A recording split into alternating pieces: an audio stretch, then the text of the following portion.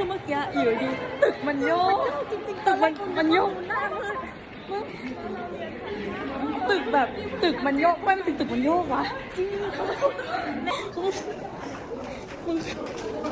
เมื่อไม่ตึกโยกตึกมันจะถล่มหรอแล้วคนไม่ข้างล่างมันไม่โยกแล้วแต่ข้างบนมันโยกว่าเขา